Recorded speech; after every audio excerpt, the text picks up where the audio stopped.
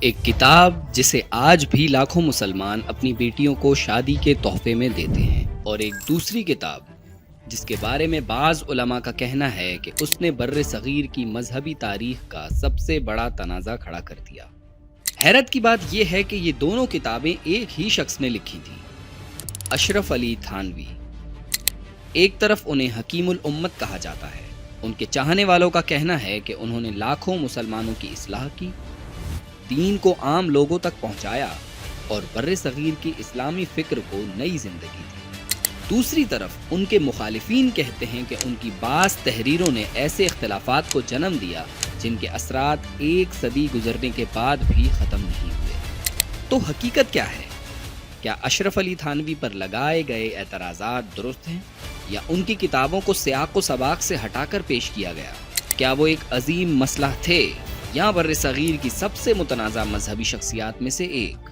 آج ہم جذبات سے نہیں بلکہ تاریخ، اصل کتابوں اور دونوں طرف کے موقف کی روشنی میں اشرف علی تھانوی کی مکمل کہانی جانیں گے، اور آخر میں فیصلہ آپ خود کریں گے۔ اس کہانی کو سمجھنے کے لیے ہمیں واپس جانا ہوگا سن 1863 میں۔ اس وقت بر صغیر پر انگریزوں کی حکومت قائم تھی۔ 1857 کی جنگ آزادی کو صرف چند سال گزرے تھے۔ مسلمان اپنی سیاسی طاقت تقریباً کھو چکے تھے۔ ہر طرف مایوسی تھی۔ ایک طرف انگریزوں کی حکومت تھی، دوسری طرف مسلمانوں کے اندر مذہبی اختلافات بھی بڑھ رہے تھے۔ ایسے ہی مشکل حالات میں اتر پردیش کے ایک چھوٹے سے قصبے تھانہ بھون میں ایک بچے نے آنکھ کھولی۔ اس بچے کا نام رکھا گیا اشرف علی۔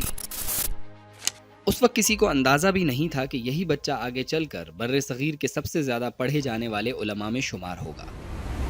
اس کی کتابیں لاکھوں گھروں تک پہنچیں گی، ہزاروں لوگ اس سے علم حاصل کریں گے، اور ایک دن اس کی بعض تحریریں بر صغیر کی سب سے بڑی مذہبی بحثوں کا حصہ بھی بن جائیں گی۔ لیکن یہ سب کچھ ابھی بہت دور تھا۔ فی الحال وہ ایک عام سا بچہ تھا جس کی زندگی نے ابھی اپنا پہلا امتحان بھی شروع نہیں کیا تھا۔ اشرف علی تھانوی ایک علمی اور مذہبی گھرانے میں پیدا ہوئے۔ ان کے والد شیخ عبدالحق اپنے علاقے کے باعزت اور دیندار انسان سمجھے جاتے تھے۔ گھر کا ماحول دینی تھا۔ قرآن کی تلاوت، دینی گفتگو اور علم کی قدر بچپن ہی سے ان کی زندگی کا حصہ تھی۔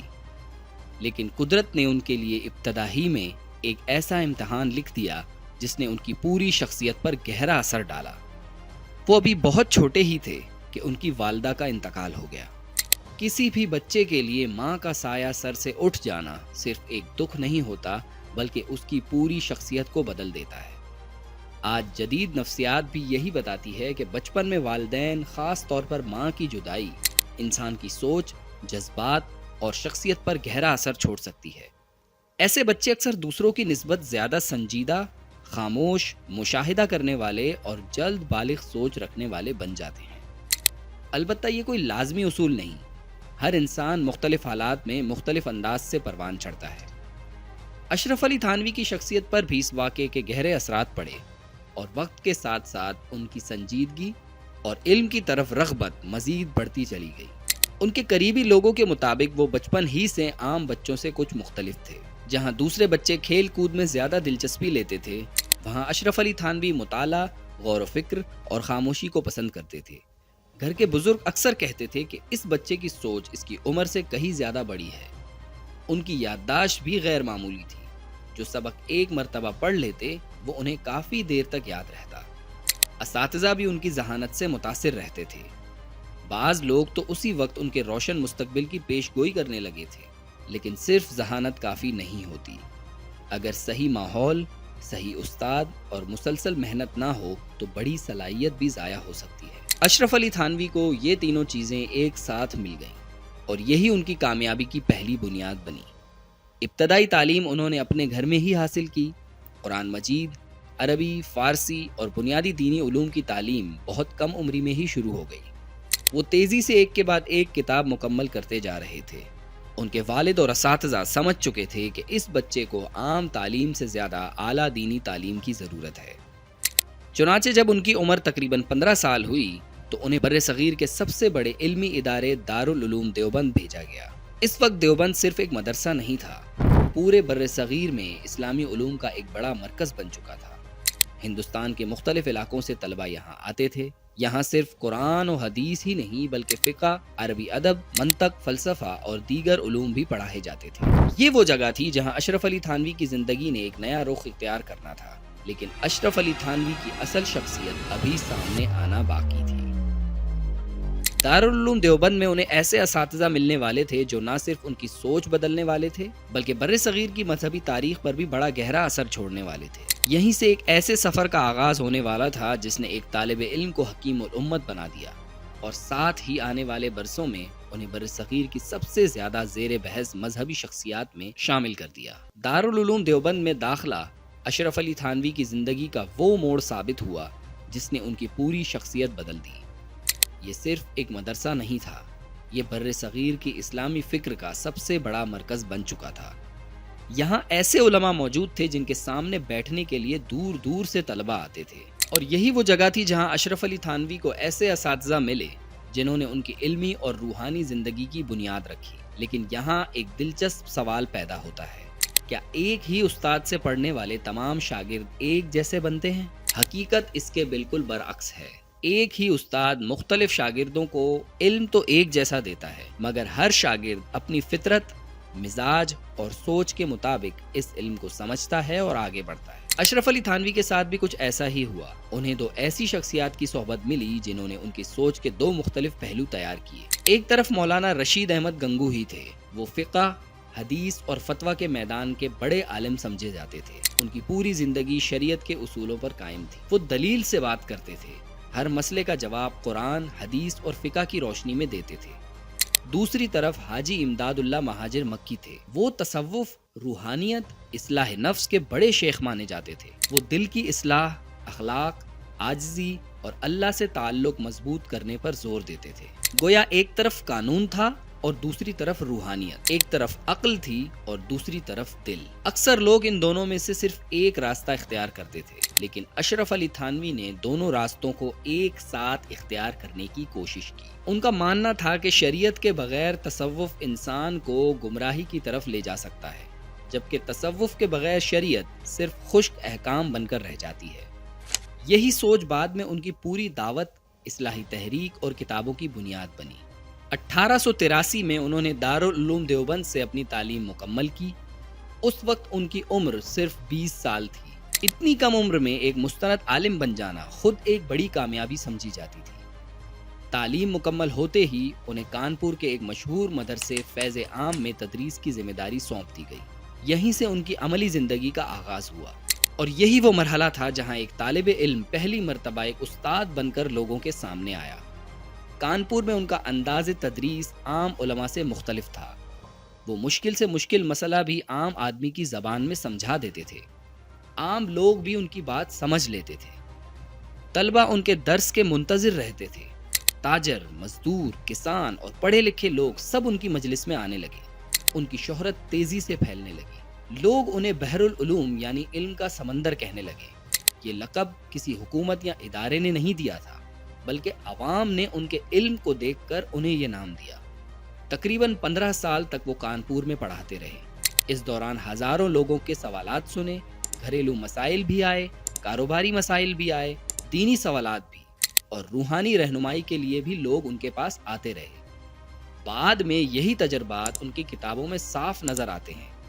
لیکن اشرف علی تھانوی کی اصل شہرت صرف ایک استاد ہونے کی وجہ سے نہیں ہوئی، بلکہ اس کے پیچھے ایک ایسا فیصلہ تھا جس نے ان کی زندگی کا رخ ہی بدل دیا۔ 1898 میں انہوں نے کانپور چھوڑ دیا اور دوبارہ اپنے آبائی قصبے تھانہ بھون واپس آ گئے۔ بظاہر یہ ایک عام واپسی تھی، لیکن حقیقت میں یہی فیصلہ ان کی زندگی کے سب سے بڑے عروج کی بنیاد بننے والا تھا۔ تھانہ بھون واپس آ کر انہوں نے خانقاہ امدادیہ کو اپنا مرکز بنا لیا، لیکن یہ عام خانقاہوں جیسی نہیں تھی۔ اس دور میں اکثر خانقاہوں میں لوگ ذکر کرتے، نصیحت سنتے اور واپس چلے جاتے تھے، مگر اشرف علی تھانوی نے اپنی خانقاہ کو ایک منظم ادارے کی شکل دے دی۔ ہر کام کا وقت مقرر تھا، ہر ملاقات کا اصول تھا، آنے والوں کا باقاعدہ ریکارڈ رکھا جاتا تھا۔ روزانہ سینکڑوں خطوط موصول ہوتے تھے، کسی میں گھریلو مسئلہ ہوتا، کسی میں کاروباری سوال، کسی میں دینی اشکال اور کسی میں روحانی رہنمائی کی درخواست۔ اشرف علی تھانوی ہر خط کو اہمیت دیتے تھے۔ ان کے نزدیک ایک عام مسلمان کا سوال بھی اتنا ہی اہم تھا جتنا کسی بڑے عالم کا۔ اسی وجہ سے ان کا اثر صرف مدارس تک محدود نہیں رہا بلکہ عام گھروں تک پہنچنا شروع ہو گیا۔ یہاں ایک لمحے کے لیے رک کر سوچیں، ایک شخص جو روزانہ سینکڑوں لوگوں کے سوالوں کے جواب دے، ہزاروں شاگرد تیار کرے اور پھر سینکڑوں کتابیں بھی لکھے، آخر وہ یہ سب کیسے کر لیتا تھا؟ شاید یہ وہی چیز تھی جس نے اشرف علی تھانوی کو اپنے دور کے دوسرے علماء سے مختلف بنا دیا۔ اسی زمانے میں ان کی تصنیفی زندگی اپنے عروج پر پہنچ گئی۔ کہا جاتا ہے کہ انہوں نے 800 سے 1000 کے درمیان کتابیں، رسائل اور فتاوی تحریر کیے۔ اگر یہ تعداد درست مانی جائے تو یہ بر صغیر کی علمی تاریخ کے سب سے بڑے کارناموں میں سے ایک ہے۔ ان کی مشہور کتابوں میں بیان القرآن، امداد الفتاوی، اصلاح الرسوم، نشر الطیب اور بہشتی زیور شامل ہیں، مگر ان کی تمام کتابوں میں سب سے زیادہ شہرت بہشتی زیور کو ملی۔ 1905 میں شائع ہونے والی یہ کتاب خاص طور پر خواتین کی دینی تعلیم کے لیے لکھی گئی تھی۔ اس زمانے میں بر صغیر کی بڑی تعداد بنیادی دینی مسائل سے بھی پوری طرح واقف نہیں تھی۔ اشرف علی تھانوی نے نماز، روزہ، طہارت، نکاح، وراثت، اخلاقیات اور گھریلو زندگی سے متعلق مسائل کو آسان زبان میں بیان کیا۔ دیکھتے ہی دیکھتے یہ کتاب لاکھوں گھروں تک پہنچ گئی۔ بر صغیر میں ایک ایسا وقت بھی آیا جب شادی کے موقع پر دلہن کو تحفے میں بہشتی زیور دینا ایک روایت بن گئی۔ بہت سے لوگ اسے خواتین کی دینی تعلیم میں ایک انقلابی کتاب قرار دیتے ہیں، لیکن جس کتاب نے انہیں بے مثال شہرت دی وہی بعد میں ان کے لیے ایک بڑے تنازع کی وجہ بھی بنی۔ جدید دور کے بعض ناقدین کا کہنا ہے کہ کتاب کے کچھ حصوں میں خواتین کا کردار بہت محدود انداز میں پیش کیا گیا ہے۔ بعض مقامات پر شوہر کی اطاعت پر غیر معمولی زور دیا گیا اور بعض عبارتوں کو آج کے دور میں خواتین کے حقوق کے خلاف بھی سمجھا جاتا ہے۔ دوسری طرف ان کے حامی کہتے ہیں کہ کسی بھی کتاب کو اس کے زمانے کے تناظر میں سمجھنا چاہیے۔ 1905 کا بر صغیر اور آج کی دنیا ایک جیسے نہیں تھے۔ اس وقت خواتین کی تعلیم محدود تھی اور دینی تعلیم تک ان کی رسائی بھی بہت کم تھی۔ اس لیے ان کے نزدیک بہشتی زیور اپنے دور کی ایک بڑی اصلاحی اور تعلیمی کوشش تھی۔ یہ بحث آج بھی جاری ہے، لیکن ایک حقیقت سے شاید ہی کوئی انکار کرے کہ بہشتی زیور بر صغیر کی تاریخ کی سب سے زیادہ پڑھی جانے والی دینی کتابوں میں شمار ہوتی ہے۔ اب تک اشرف علی تھانوی ایک بڑے عالم، کامیاب استاد، مقبول مصنف اور لاکھوں لوگوں کے روحانی رہنما بن چکے تھے۔ ان کے مرید بڑھ رہے تھے، ان کے شاگرد بڑھ رہے تھے، ان کی کتابیں پورے بر صغیر میں پڑھی جا رہی تھیں۔ ایسا لگ رہا تھا کہ ان کی زندگی کا سفر اب صرف کامیابیوں کی طرف ہی جائے گا، لیکن تاریخ گواہ ہے، اکثر انسان کی زندگی کے سب سے بڑے امتحان اس وقت شروع ہوتے ہیں جب وہ اپنے عروج پر پہنچ چکا ہوتا ہے۔ اشرف علی تھانوی کے ساتھ بھی کچھ ایسا ہی ہونے والا تھا۔ ایک رسالہ، صرف چند صفحات اور وہ چند جملے جنہوں نے بر صغیر کی مذہبی تاریخ کا رخ بدل دیا۔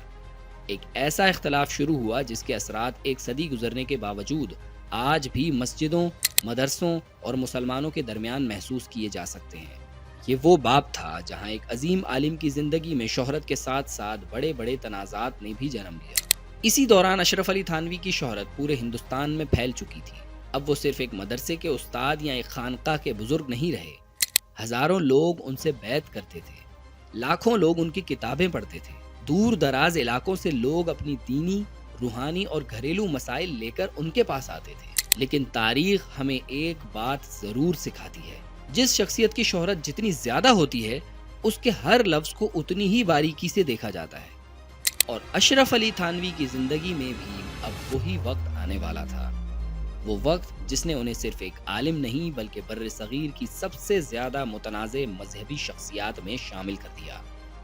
ذرا سوچیں، اگر ایک عالم کی صرف چند سطریں ایک صدی سے زیادہ عرصے تک بحث کا موضوع بنی رہیں تو آخر ان میں ایسا کیا لکھا گیا تھا؟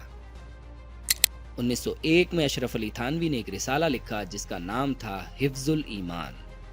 یہ رسالہ نبی کریم صلی اللہ علیہ وآلہ وسلم کے علم غیب کے موضوع پر تھا۔ اسی رسالے کی ایک عبارت بعد میں شدید اختلاف کا سبب بن گئی۔ اصل اعتراض کیا تھا؟ مخالفین کا کہنا تھا کہ اس عبارت میں نبی کریم صلی اللہ علیہ وآلہ وسلم کے علم مبارک کا موازنہ عام انسانوں، بچوں، دیوانوں اور جانوروں کے علم سے کیا گیا ہے۔ ان کے نزدیک یہ بات نبی کریم صلی اللہ علیہ وآلہ وسلم کی شان کے خلاف تھی۔ اسی اعتراض کی بنیاد پر 1906 میں حسام الحرمین کے نام سے ایک کتاب لکھی گئی، جس میں اشرف علی تھانوی سمیت کئی بڑے دیوبندی علماء پر کفر کا فتویٰ لگایا گیا۔ دوسری طرف دیوبندی علماء نے اس اعتراض کو مکمل طور پر رد کر دیا۔ ان کا کہنا تھا کہ مخالفین نے عبارت کو اس کے اصل سیاق و سباق سے الگ کر کے پیش کیا۔ ان کے مطابق مولانا تھانوی کا مقصد ہرگز نبی کریم صلی اللہ علیہ وآلہ وسلم کی شان میں کمی کرنا نہیں تھا، بلکہ وہ ایک عقیدے کی وضاحت کر رہے تھے۔ ان کا موقف تھا کہ اگر ہر غیر معمولی علم کو علم غیب کہا جائے تو پھر مختلف درجوں میں ایسا علم دوسری مخلوقات میں بھی پایا جاتا ہے۔ اس لیے اصل بحث علم کی نوعیت پر تھی، نہ کہ نبی کریم صلی اللہ علیہ وآلہ وسلم کی شان پر۔ لیکن نتیجہ کیا نکلا؟ یہ اختلاف صرف کتابوں تک محدود نہ رہا۔ رفتہ رفتہ یہ بر صغیر کے دو بڑے مکاتب فکر کے درمیان مستقل اختلاف بن گیا۔ بریلوی اور دیوبندی حلقوں کے درمیان فاصلے بڑھتے گئے۔ بعض علاقوں میں مساجد الگ ہو گئیں، جنازے بھی الگ ہونے لگے، اور ایک علمی اختلاف وقت کے ساتھ ایک سماجی تقسیم میں بدل گیا، جس کے اثرات آج بھی مختلف جگہوں پر دیکھے جا سکتے ہیں۔ لیکن یہ واحد تنازع نہیں تھا۔ کچھ عرصے بعد ایک اور واقعہ سامنے آیا جس پر آج تک بحث جاری ہے۔ یہ واقعہ رسالہ الامداد میں نقل کیا گیا۔ اس میں ایک مرید نے اپنا خواب بیان کیا۔ اس نے کہا کہ خواب میں اس کی زبان سے یہ الفاظ نکلے: لا الہ الا اللہ، اشرف علی رسول اللہ۔ خواب دیکھنے کے بعد وہ فوراً اشرف علی تھانوی کے پاس آیا اور پورا واقعہ سنایا۔ روایت کے مطابق اشرف علی تھانوی نے جواب دیا: سو جاؤ، اس میں کوئی مسئلہ نہیں۔ بعد میں اس کی یہ وضاحت کی گئی کہ اس خواب کا مطلب یہ ہے کہ تمہارا مرشد روحانی اعتبار سے کامل ہے اور تم صحیح راستے پر ہو۔ تصوف کی اصطلاح میں اس کیفیت کو فنا فی الشیخ سے تعبیر کیا گیا، یعنی مرید اپنے مرشد کی محبت اور تربیت میں اس قدر ڈوب جاتا ہے کہ خواب میں اس طرح کے الفاظ اس کی زبان سے نکل جاتے ہیں۔ مخالفین نے اس وضاحت کو قبول نہیں کیا۔ ان کا کہنا تھا کہ ایسے موقع پر سب سے پہلے اللہ سے توبہ کرنے کی تلقین ہونی چاہیے تھی، اور واضح طور پر یہ کہا جانا چاہیے تھا کہ ایسے الفاظ درست نہیں۔ ان کے نزدیک اس واقعے کو کتاب میں نقل کرنا بھی مناسب نہیں تھا، اسی لیے انہوں نے اس پر شدید اعتراض کیا اور اسے گمراہی پھیلانے کا ذریعہ قرار دیا۔ دوسری طرف حامیوں کا کہنا تھا کہ یہ صرف ایک خواب اور روحانی کیفیت کا بیان تھا۔ اسے نہ عقیدہ بنایا گیا اور نہ ہی لوگوں کو ایسا کہنے کی تعلیم دی گئی۔ ان کے مطابق مخالفین نے اس واقعے کو اس کے اصل مفہوم سے ہٹا کر پیش کیا۔ اگر غیر جانبداری سے دیکھا جائے تو ایک بات ضرور محسوس ہوتی ہے: اگر اس قسم کے واقعے کو کتاب میں شامل نہ کیا جاتا یا بعد میں اس کی مزید واضح وضاحت کر دی جاتی تو شاید یہ تنازع اتنا نہ بڑھتا۔ اسی زمانے میں اشرف علی تھانوی کے مخالفین بھی یہی موقف رکھتے تھے کہ ایسے واقعات عوامی کتابوں میں نقل نہیں ہونے چاہیے، کیونکہ اس سے غلط فہمیاں پیدا ہوتی ہیں، فتنے جنم لیتے ہیں، امت کے اندر تقسیم بڑھ سکتی ہے۔ اب اشرف علی تھانوی کی شخصیت ایک نئے مرحلے میں داخل ہو چکی تھی۔ ایک طرف لاکھوں لوگ انہیں حکیم الامت کہتے تھے، دوسری طرف ان پر شدید تنقید بھی ہو رہی تھی۔ ان کی ہر نئی تحریر کے ساتھ ایک نیا اختلاف جنم لینے لگا۔ لیکن حیرت کی بات یہ ہے کہ اشرف علی تھانوی نے اپنے مخالفین کے لیے بھی سخت زبان استعمال نہیں کی۔ وہ اپنے موقف پر قائم رہے، مگر اختلاف کا جواب گالی سے نہیں دیا۔ انہوں نے ایک موقع پر کہا: جو لوگ محبت رسول صلی اللہ علیہ وآلہ وسلم کی وجہ سے میری مخالفت کر رہے ہیں، اگر ان کی نیت خالص ہے تو اللہ انہیں بھی اجر دے گا۔ یہ ان کی شخصیت کا ایک الگ پہلو تھا۔ شدید مخالفت کے باوجود وہ اپنے مخالفین کے لیے بد دعا نہیں کرتے تھے، بلکہ ان کے لیے دعا کرتے تھے۔ لیکن اشرف علی تھانوی کی زندگی صرف مذہبی اختلافات تک محدود نہیں تھی۔ ان کی زندگی کا ایک اور اہم باب بھی تھا، اور وہ تھا سیاست۔ یہاں بھی ان کا موقف اتنا ہی مضبوط تھا جتنا دینی معاملات میں تھا۔ ان سے پوچھا گیا کہ سیاست کی اصل حیثیت کیا ہے؟ انہوں نے بہت سادہ جواب دیا: سیاست دین کی خدمات کے لیے ہے، دین سیاست کے لیے نہیں۔ یعنی حکومت اور ریاست کا مقصد دین کی مدد کرنا ہے۔ اصل مقصد اللہ سے تعلق، اچھا اخلاق اور نیک زندگی ہے۔ یہ بات سننے میں آسان لگتی ہے، لیکن اسی سوچ نے انہیں اپنے زمانے کی سب سے بڑی سیاسی تحریکوں سے اختلاف پر مجبور کر دیا۔ اس وقت پورے بر صغیر میں خلافت تحریک زوروں پر تھی، علماء بھی اس میں شامل تھے، عام مسلمان بھی اس کی حمایت کر رہے تھے، اور مہاتما گاندھی بھی اس تحریک کے ساتھ کھڑے تھے۔ ایسے ماحول میں اشرف علی تھانوی نے اس تحریک سے اختلاف کیا۔ انہوں نے کہا کہ خلافت کا مقصد تو درست ہے، لیکن اس کا طریقہ شریعت کے مطابق نہیں۔ خاص طور پر غیر مسلم قیادت کے ساتھ مل کر اسلامی مسئلے کو حل کرنے پر انہیں اعتراض تھا۔ اس موقف پر انہیں سخت تنقید کا سامنا کرنا پڑا۔ کچھ لوگوں نے تو انہیں انگریزوں کا حامی بھی کہا اور یہ الزام بھی لگایا کہ وہ مسلمانوں کے اتحاد کو نقصان پہنچا رہے ہیں، لیکن اشرف علی تھانوی اپنے فیصلے پر قائم رہے۔ ان کا کہنا تھا کہ مسلمانوں کی سیاسی شناخت الگ ہونی چاہیے اور اسے کسی دوسری قوم کی سیاست میں ضم نہیں کرنا چاہیے۔ یہیں سے ان کی زندگی میں ایک اور بڑا فیصلہ سامنے آیا۔ دارالعلوم دیوبند، جہاں سے انہوں نے تعلیم حاصل کی تھی، وقت کے ساتھ کانگریس کے قریب ہونے لگا۔ جب انہیں محسوس ہوا کہ ادارے کی پالیسی ان کے اصولوں سے مختلف ہو رہی ہے، تو انہوں نے دیوبند کی مینجمنٹ کمیٹی سے استعفیٰ دے دیا۔ یہ آسان فیصلہ نہیں تھا۔ وہی ادارہ جس نے انہیں تعلیم دی، وہی ادارہ جس سے ان کی پہچان بنی، لیکن ان کے نزدیک اصول تعلقات سے زیادہ اہم تھے۔ ان کا کہنا تھا کہ کانگریس مسلمانوں کے دینی اور سیاسی مفادات کی صحیح نمائندگی نہیں کر رہی، اس لیے انہوں نے اس راستے سے الگ ہونے کا فیصلہ کیا۔ اس فیصلے پر بھی لوگوں کی رائے تقسیم ہو گئی۔ مخالفین نے کہا کہ اس سے مسلمانوں کی مشترکہ سیاسی طاقت کمزور ہوئی، جبکہ حامیوں کا کہنا تھا کہ اس فیصلے نے مسلمانوں کی الگ سیاسی شناخت کو مضبوط کیا۔ اسی فیصلے نے اشرف علی تھانوی کی سیاسی سوچ کو ایک نئے مرحلے میں داخل کر دیا، جہاں ان کا تعلق مسلم لیگ اور محمد علی جناح سے مزید مضبوط ہوتا گیا۔ 1943 میں آل انڈیا مسلم کے ایک اہم اجلاس میں اشرف علی تھانوی کو خصوصی مہمان کے طور پر مدعو کیا گیا۔ یہ اس بات کی علامت تھی کہ اس وقت کی سیاسی قیادت بھی ان کے علمی اثر و رسوخ کو تسلیم کرتی تھی۔ اسی دوران ایک اور دلچسپ بات بھی سامنے آتی ہے۔ علامہ محمد اقبال نے اپنے خط میں لکھا کہ مولانا روم کے افکار کو سمجھنے کے معاملے میں اشرف علی تھانوی اپنے دور کے سب سے بڑے ماہر ہیں۔ یہ معمولی تعریف نہیں تھی، کیونکہ اقبال خود بھی ایک بڑے مفکر تھے۔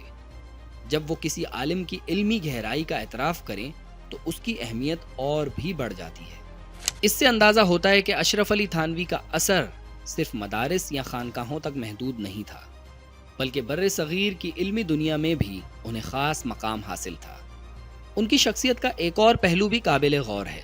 ایک مرتبہ انہیں ایک ایسے گاؤں میں دعوت دی گئی جہاں زیادہ تر آبادی شیعہ مسلمانوں کی تھی۔ مقامی دیوبندی حلقے چاہتے تھے کہ مولانا وہاں جا کر سخت فرقہ وارانہ تقریر کرے، لیکن اشرف علی تھانوی نے ایسا نہیں کیا۔ انہوں نے اپنی گفتگو میں صرف ان عقائد اور اخلاقی باتوں کا ذکر کیا جن پر دونوں مکاتب فکر متفق تھے۔ نتیجہ یہ نکلا کہ نہ کوئی جھگڑا ہوا، نہ کوئی ہنگامہ۔ لوگ سکون سے واپس آ گئے اور ان کے اخلاق سے متاثر ہوئے۔ یہ واقعہ ان کی شخصیت کا ایک مختلف رخ دکھاتا ہے۔ جہاں ایک طرف وہ اپنے نظریات پر مضبوطی سے قائم تھے، وہیں اختلافات کے باوجود حکمت اور نرمی سے بات کرنا بھی جانتے تھے۔ اشرف علی تھانوی کی ایک اور بات بھی انہیں دوسرے علماء سے منفرد بناتی ہے۔ انہوں نے اپنی کتابوں پر کبھی ذاتی حق کے اشاعت یعنی کاپی رائٹ نہیں رکھا۔ ان کا کہنا تھا کہ اگر دین کا علم پھیل رہا ہے تو اس پر کسی قسم کی پابندی نہیں ہونی چاہیے، اس لیے کوئی بھی شخص ان کی کتابیں بغیر اجازت دوبارہ شائع کر سکتا تھا۔ آج کے دور میں جب لوگ ایک تصویر یا چند سطروں پر بھی حقوق محفوظ رکھتے ہیں، یہ سوچ واقعی غیر معمولی محسوس ہوتی ہے۔ انہوں نے سینکڑوں کتابیں لکھیں، لیکن ان سے ذاتی مالی فائدہ حاصل کرنے کے بجائے ان کی خواہش یہ تھی کہ زیادہ سے زیادہ لوگ ان سے فائدہ اٹھائیں۔ ایک لمحہ سوچیں، جو شخص اپنی پوری زندگی کا علم بغیر کسی قیمت کے لوگوں میں بانٹ دے، آخر اس کی اصل دولت کیا ہوتی ہے؟ 1943 میں اشرف علی تھانوی اس دنیا سے رخصت ہو گئے۔ اس وقت ان کی عمر تقریباً 80 سال تھی۔ انہوں نے نہ کوئی سرکاری عہدہ سنبھالا، نہ کسی فوج کی قیادت کی، اور نہ ہی کسی سیاسی جماعت کے سربراہ بنے۔ لیکن ان کے انتقال کے بعد بھی ان کے خیالات اور ان کے شاگرد بر صغیر کی تاریخ پر اثر انداز ہوتے رہے۔ ان کے نمایاں شاگردوں میں مولانا شبیر احمد عثمانی، مولانا ظفر احمد عثمانی شامل تھے۔ بعد میں انہی علماء نے تحریک پاکستان کی مذہبی حمایت میں اہم کردار ادا کیا۔ 14 اگست 1947 کو مغربی پاکستان میں پہلا قومی پرچم مولانا شبیر احمد عثمانی نے لہرایا، جبکہ مشرقی پاکستان میں یہی اعزاز مولانا ظفر احمد عثمانی کو ملا۔ دونوں اشرف علی تھانوی کی تربیت یافتہ شاگرد تھے۔ بعد میں انہی علماء نے جمعیت علماء اسلام کے قیام میں بھی اہم کردار ادا کیا۔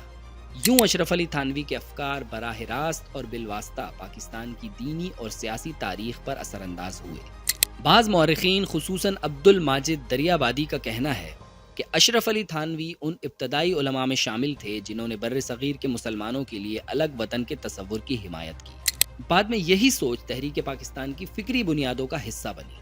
اسی وجہ سے کئی مورخین انہیں تحریک پاکستان کے اہم فکری رہنماؤں میں بھی شمار کرتے ہیں۔ آج بھی اشرف علی تھانوی کی کتابیں دنیا بھر میں پڑھی جاتی ہیں، ان کے افکار پر تحقیق ہوتی ہے، ان کے چاہنے والے انہیں حکیم الامت کہتے ہیں۔ ان کا کہنا ہے کہ اشرف علی تھانوی نے اسلام کی اصلاحی فکر کو عام کیا، خواتین کی دینی تعلیم پر توجہ دی، اپنی کتابوں کو سب کے لیے مفت رکھا اور اپنے شاگردوں کے ذریعے ایک نئی نسل تیار کی۔ دوسری طرف ناقدین آج بھی ان کی بعض تحریروں پر سوال اٹھاتے ہیں۔ ان کے نزدیک حفظ الایمان کی متنازع عبارت نے بر صغیر میں فرقہ وارانہ اختلافات کو مزید گہرا کیا، جبکہ بہشتی زیور کے بعض حصے آج کے دور کے مطابق قابل قبول نہیں سمجھے جاتے۔ ان کا یہ بھی کہنا ہے کہ اس دور میں شروع ہونے والی تکفیر کی بحث کے اثرات آج بھی مکمل طور پر ختم نہیں ہوئے۔ حقیقت یہ ہے کہ دونوں طرف اپنے اپنے دلائل موجود ہیں، اور شاید یہی اشرف علی تھانوی کی شخصیت کا سب سے پیچیدہ پہلو بھی ہے۔ اشرف علی تھانوی صرف ایک عالم نہیں تھے، وہ ایک ایسی شخصیت تھے جنہوں نے شریعت، تصوف، تعلیم اور سیاست چاروں میدانوں میں اپنا اثر چھوڑا۔ انہوں نے اپنے اصولوں پر کوئی سمجھوتا نہیں کیا، اپنے مخالفین کے لیے بھی دعا کی، اپنی کتابوں کو علم کی خاطر سب کے لیے کھلا رکھا اور اپنے نظریات پر آخر تک قائم رہے۔ اسی لیے ان کے انتقال کے کئی دہائیاں بعد بھی ان پر بحث ختم نہیں ہوئی۔ آخر میں ایک سوال آپ کے لیے، اگر اشرف علی تھانوی آج زندہ ہوتے تو کیا وہ اپنی متنازع تحریروں کی مزید وضاحت کرتے؟ کیا وہ بہشتی زیور کے کچھ حصے آج کے دور کے مطابق تبدیل کرتے، یا پھر وہ اپنے ہر موقف پر اسی مضبوطی سے قائم رہتے جیسے اپنی زندگی میں رہے؟ آپ کی کیا رائے ہے؟ کمنٹس میں ضرور بتائیں۔